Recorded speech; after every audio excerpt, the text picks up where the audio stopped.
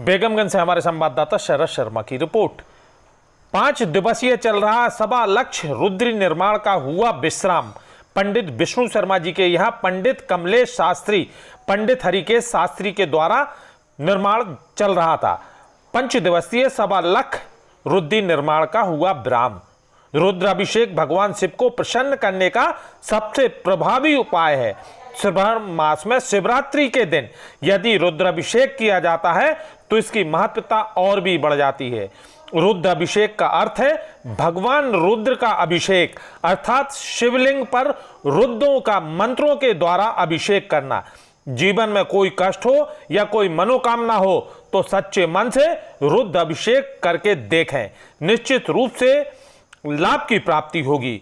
रुद्र अभिषेक ग्रह को संबंधित दोषों और रोगों से भी छुटकारा दिलाता है। शिवरात्रि, प्रदोष और सावन के सोमवार को यदि रुद्र अभिषेक करेंगे तो जीवन में चमत्कारिक बदलाव महसूस करेंगे।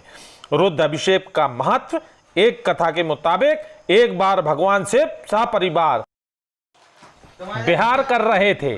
उसी समय माता पार्वती ने मृत्यु लोक में रुद्र अभिषेक कर्म के प्रवृत्त लोगों को देखकर भगवान शिव से जिज्ञासा बस पूछा कि नाथ, मृत्यु लोक में इस समय आपकी पूजा क्यों की जाती है तथा इसका फल क्या है।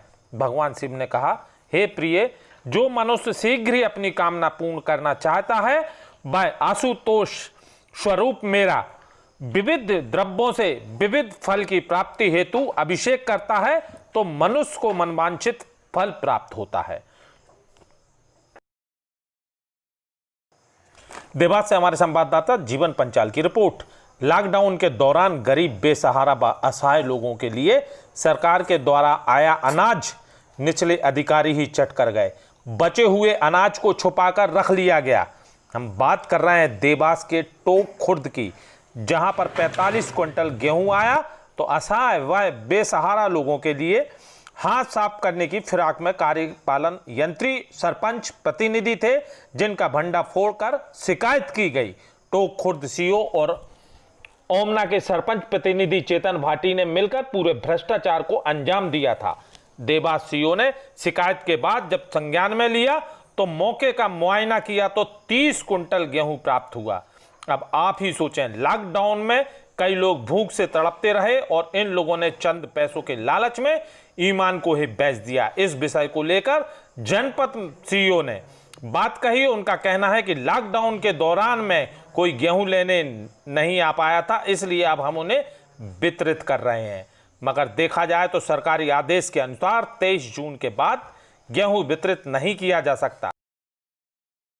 पंचायत टोक खुर्द में जो गेहूं आया था वो गेहूं की जानकारी मिली थी कि वो गरीबों में बंटने का था। वो गरीबों में ना बांटते हुए डायरेक्ट उसको बेच दिया गया था और तब ये मुद्दा जिला पंचायत में उठाया गया हमारे द्वारा।